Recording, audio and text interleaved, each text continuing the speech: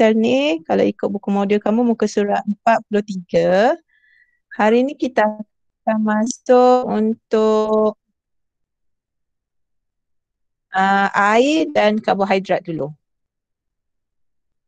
Okay, komposisi kimia dalam sel ni kita nak tengok bagaimana sebatian kimia yang sentiasa digunakan ataupun sebatian kimia yang utama dalam sel manusia. Okey, bahan kimia apakah yang ada di dalam sel? Bahan apa yang membina sel? Maksudnya konsep asas yang kamu belajar dulu, ingat tak? Protein digunakan untuk pertumbuhan sel. So kalau konsep protein itu, protein merupakan bahan kimia. Macam mana nasi yang kita makan hari-hari? Bagaimana nasi yang kita makan hari-hari memberi tenaga ke kita? Kenapa kita kena minum 7 gelas air sehari? Kenapa kita kena makan buah-buahan?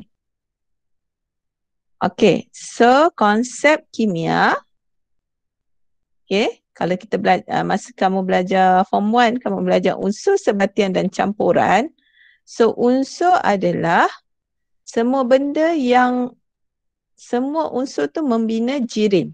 So semua benda hidup dan bukan hidup adalah jirim. So jirim dibina oleh unsur-unsur kimia yang kamu belajar dalam jadual berkala.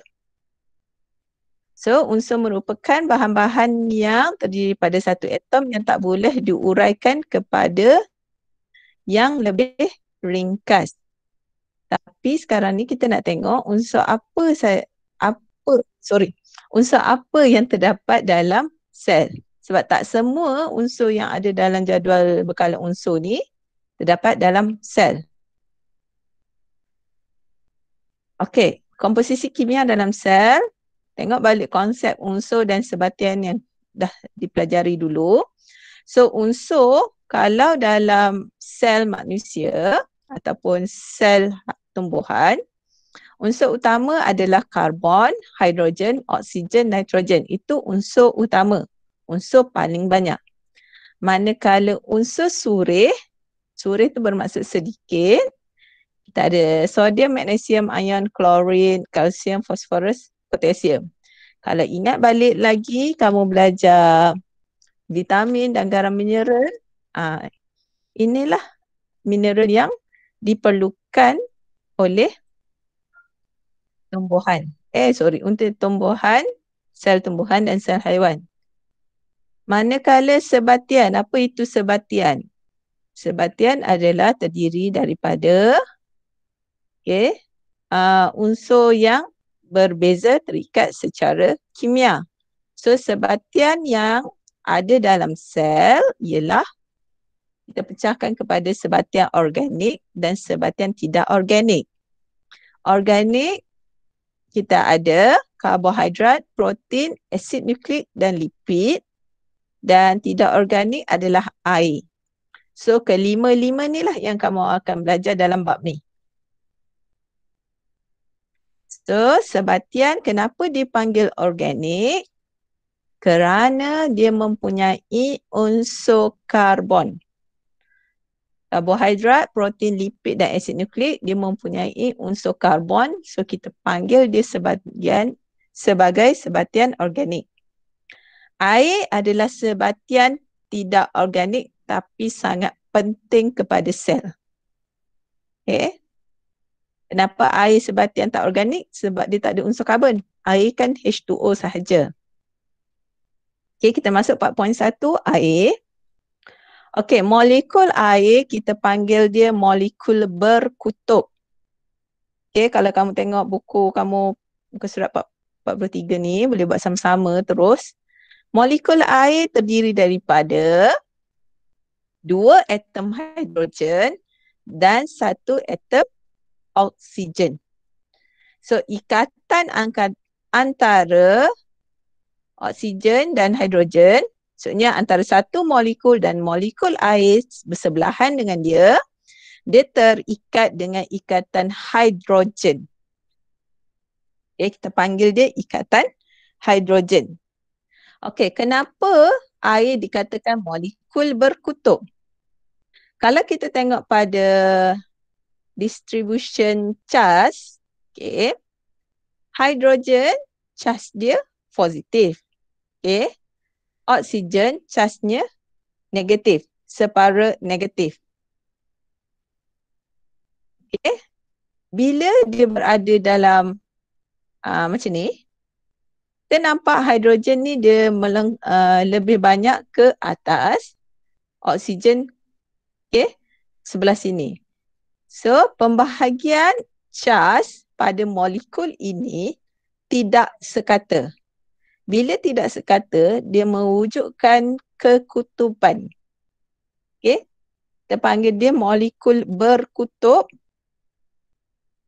kerana dia mempunyai elektron bebas yang lebih banyak ke arah oksigen.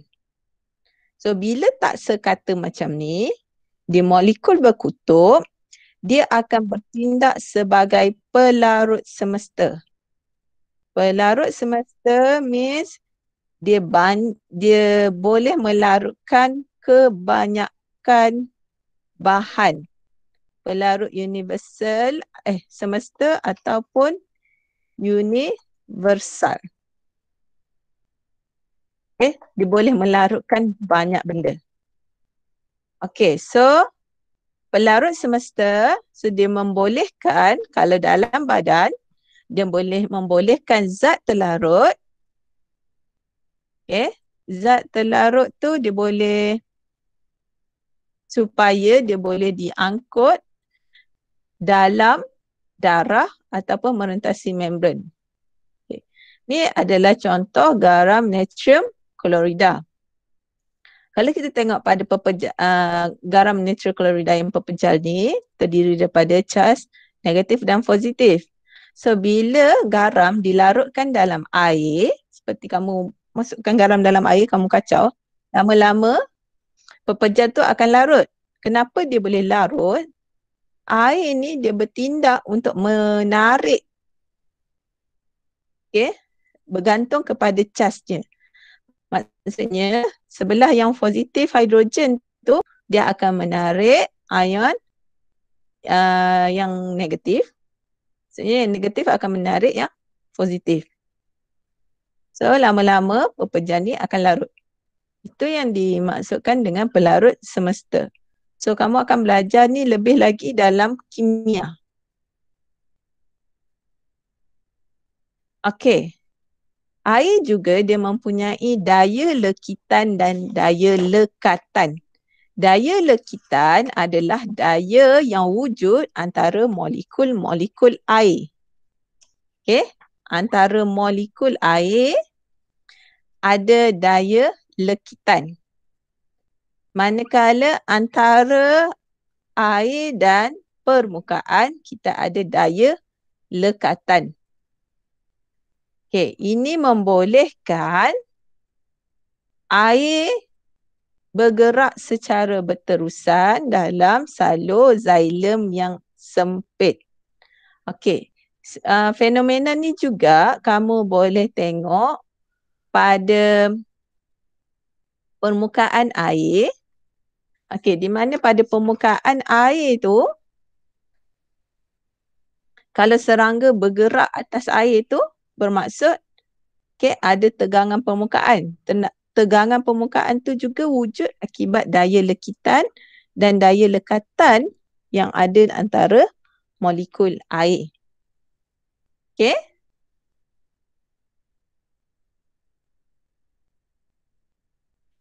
Muatan haba tentu air.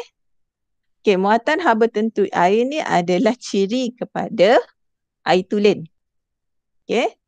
So air mempunyai muatan haba tentu yang tinggi berbanding bahan-bahan lain. Bermaksud, ni nilai muatan haba air 4.2 kilojoule per kg per darjah Celsius. Maksudnya, sebanyak 4.3 kilojoule haba diperlukan untuk menaikkan suhu 1 kilogram air sebanyak 1 darjah Celsius. Okey, maksudnya ada 1 kilo air, untuk naikkan 1 darjah memerlukan tenaga haba sebanyak 4.2 kilojoule. Maksudnya air tu dapat menyerap haba yang banyak tapi kenaikan suhunya rendah. Maksudnya dia menyerap haba tapi suhu badan tu tak naik. So maksudnya badan organisma, perubahan haba tu dapat dikekalkan pada tahap yang normal. Sebab bila suhu tinggi, badan kita akan mengalami simptom istilah demam tu kan. Demam tu akibat suhu badan yang terlampau tinggi. Sebab itulah bila kita demam, kita kena minum banyak air supaya dapat mengekalkan suhu badan kita pada aras yang normal. Okey, air juga penting sebagai medium tindak balas biokimia. Bermaksud di sini ialah setiap tindak balas metabolisme sebatian, sebatian karbohidrat ke, protein ke, asid nukleik ke, lipid ke, dia menggunakan molekul air. Dan ini adalah contoh 2 asid amino nak bercantum, maka dia akan singkirkan molekul air. Kalau dia nak berpisah, dia akan menggunakan molekul air. So ini kamu terima secara umum dulu. Medium tindak balas biokimia. Nanti bila kita dah masuk karbohidrat, protein tu nampak lebih jelas di mana air ini digunakan. Okey, tekanan osmosis dalaman. Kepentingan air juga untuk mengekalkan persekitaran dalaman supaya berada dalam keadaan yang normal. So kita punya plasma darah 90%-nya adalah air. So air dalam darah kita mesti dalam keadaan larutan yang isotonik supaya sel darah merah kita kekal pada saiz dan isi padu yang normal supaya dia dapat menjalankan fungsi dia mengangkut oksigen. Okey, air juga bertindak sebagai pelincir. Dalam badan kita, kita ada air liur, saliva, mucus, semen, cecair, amniotik. Okey, itu saja untuk air. Okey, soalan. Okey, ini soalan yang dalam buku teks kamu. Apakah ikatan kimia yang terurai semasa air berubah daripada cecair ke wap air? Okey. Maksudnya, daripada cecair ke wap air, tahu, cecair molekul dia lebih rapat. Molekul air tu lebih rapat. Berbanding wap air dalam keadaan gas, dia jauh. Okey, ikatan yang terurai tu adalah ikatan hidrogen. Ikatan antara molekul air. Nombor 2, kenapa air dikenali sebagai molekul berkutub? Okey, air dikenali sebagai molekul berkutub kerana atom oksigen lebih elektronegatif, mempunyai charge negatif berbanding hidrogen, menyebabkan dia tertarik kepada elektron yang berkongsi itu tertarik kepada atom hidrogen. Okey. Nombor 3, apa maksud daya lekitan dan daya lekatan? Daya lekitan merujuk kepada daya antara air dan permukaan, manakala daya lekitan adalah antara molekul air. Okey, terangkan bagaimana berpeluh membantu menurunkan suhu badan. Okey, ketika kita berpeluh, penyejatan peluh daripada permukaan kulit akan membebaskan haba daripada badan kita. Okey. Maksudnya peluh, dalam air peluh tu ada tenaga haba. So sekaligus dia akan menyejukkan badan kita. Okey, ini untuk air. Seterusnya kita masuk karbohidrat. Okey, karbohidrat adalah sebatian yang mempunyai unsur karbon, hidrogen dan oksigen. Okey. Ini molekul kimia dia. Ada hidrogen, ada karbon, ada oksigen. So nisbah dia 1, nisbah 2, nisbah 1. Okey, ataupun ni formula kimia dia. Maksudnya karbon nisbah 1, hidrogen nisbah 2, oksigen nisbah 1. So ini kamu tak perlu ingat. Yang kamu ingat unsur ini sahaja. Okay, karbon, hidrogen, oksigen. Yang formula kimia tu nanti bila dah belajar kimia baru kena ingat yang tu. Okay, kita tengok pada fungsi karbohidrat. Secara umumnya masa menengah rendah kamu dah belajar karbohidrat berfungsi sebagai membekalkan tenaga. Membekalkan tenaga kepada organisma. Okay, bagaimana dia nak membekalkan tenaga tu? Melalui proses respirasi dalam mitokondria. Maksudnya karbohidrat apabila dia dipecahkan sehingga menjadi glukosa, monomer yang paling ringkas dia akan bertindak balas dengan oksigen daripada pernafasan kita. Okay. Membebaskan tenaga ATP dan karbon dioksida. So, karbohidrat tu adalah sumber utama tenaga untuk sel. Selain pada itu, dia juga merupakan komponen struktur. Maksudnya, komponen yang membina struktur. Kalau selulosa membina dinding tumbuhan, kitin membina rangka luar bagi organisma seperti udang, ketam, lipas. Okay. Organisma yang rangka luar dibina oleh kitin. Okay. Memberi rasa manis kepada makanan. Okay. Sebagai simpanan makanan. Ingat yang kamu belajar masa perbezaan sel haiwan dengan sel tumbuhan. Okay. Simpanan karbohidrat dalam sel haiwan adalah dalam bentuk molekul glycogen. Manakala simpanan karbohidrat dalam sel tumbuhan dalam molekul kanji.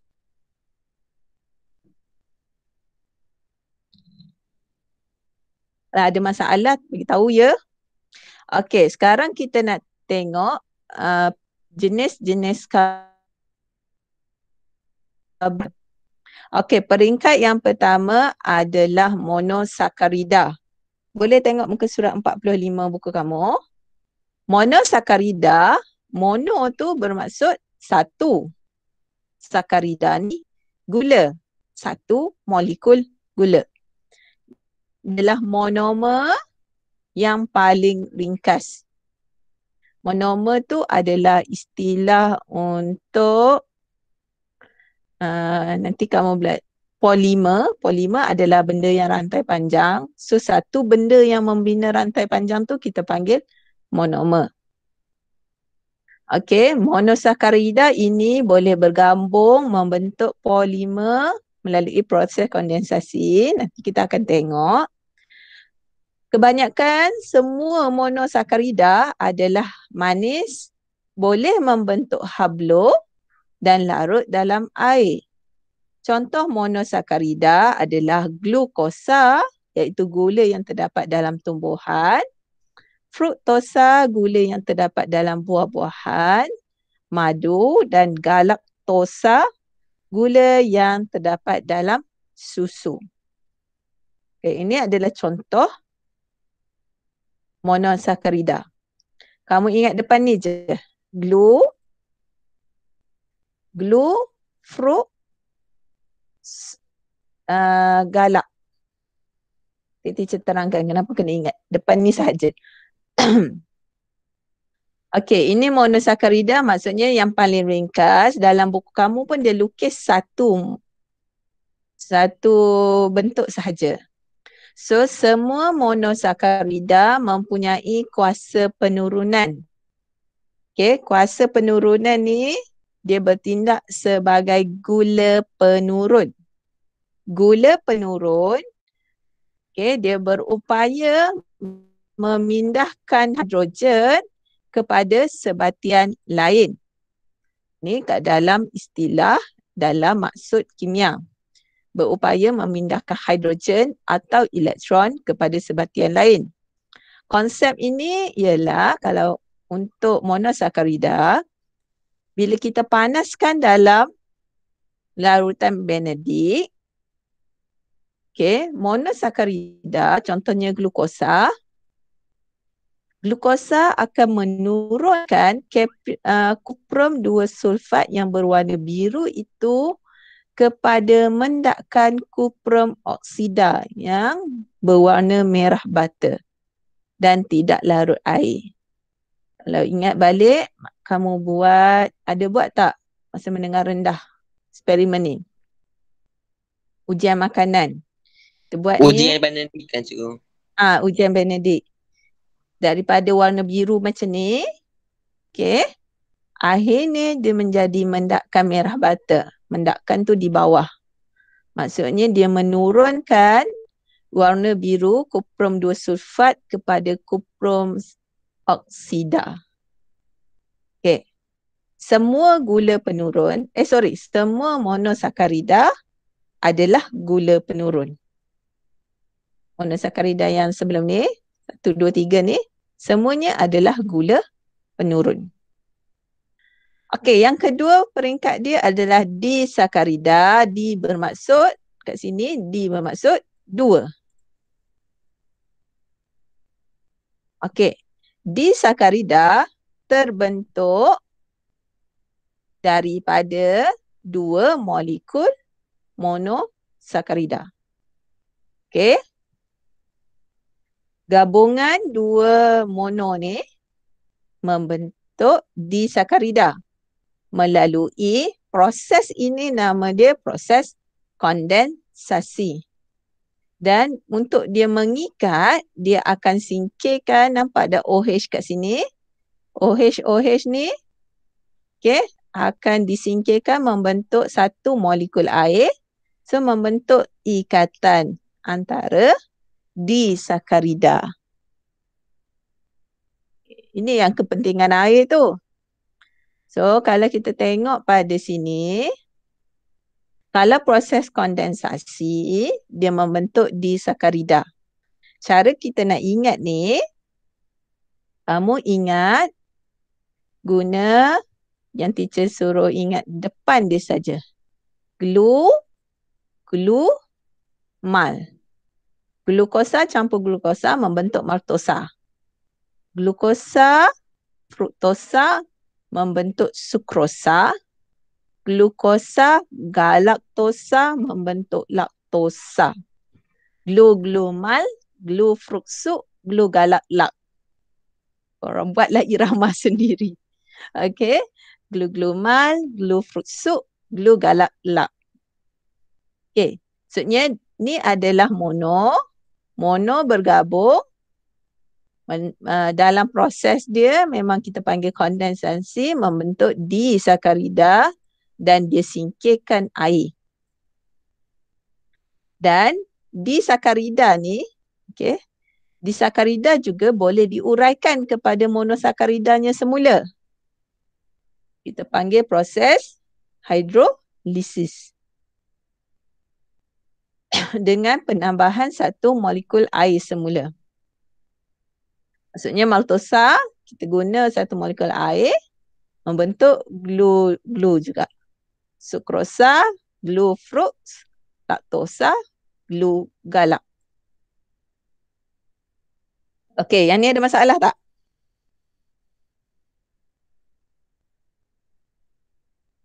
Tak ada? Tak ada, cikgu. Tak ada. Tak ada, cikgu. Okey, ni contoh yang disakarida tadi. Sukrosa, maltosa, laktosa. Laktosa ada dalam susu. Fruktosa ada dalam tebu ataupun buah-buahan ataupun ubi.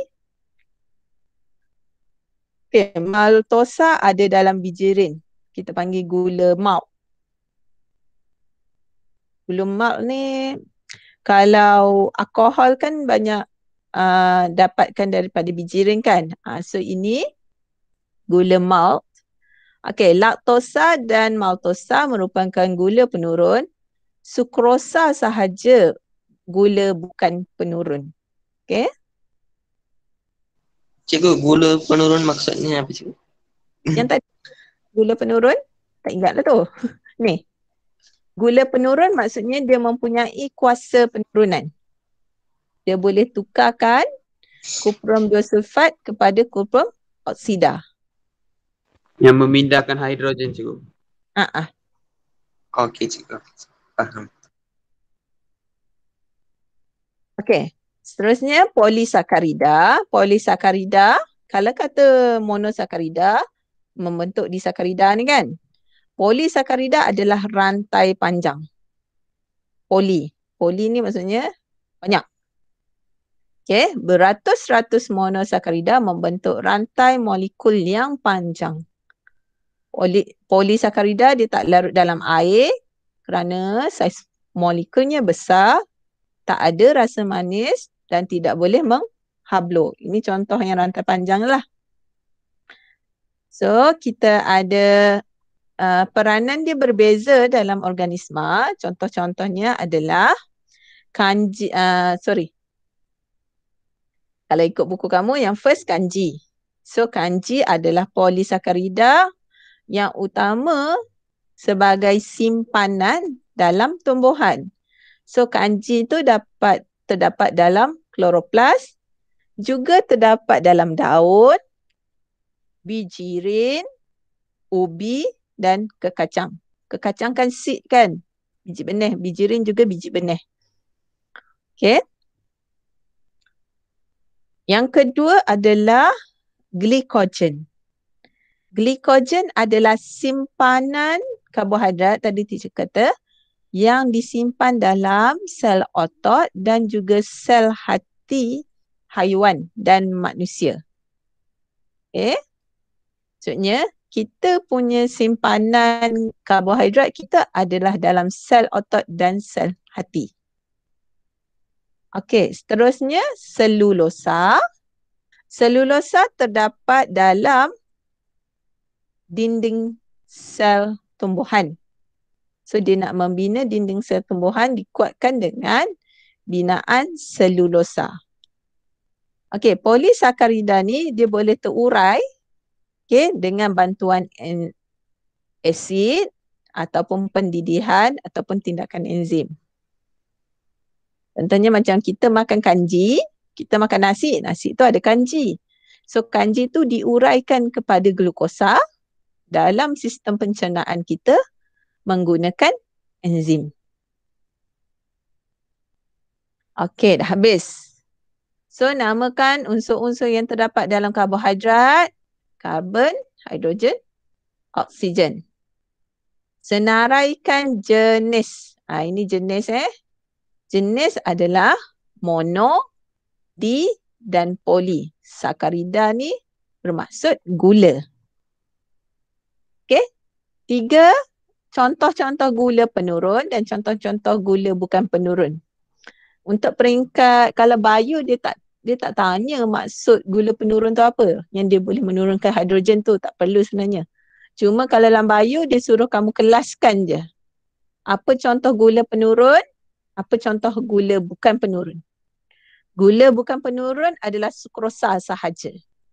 Gula penurun ni adalah galak dengan fruit ni adalah mono, manakala maltosa dan laktosa ni adalah di.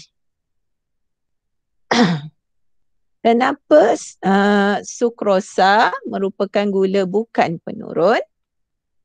Kerana dia tidak boleh menurunkan kuprum sulfat kepada kuprum oksida. Kalau bio setakat ini saja. Kalau kimia, kamu panjanglah sikit.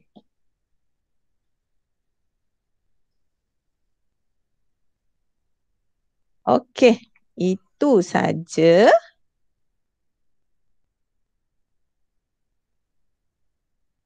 Untuk hari ini.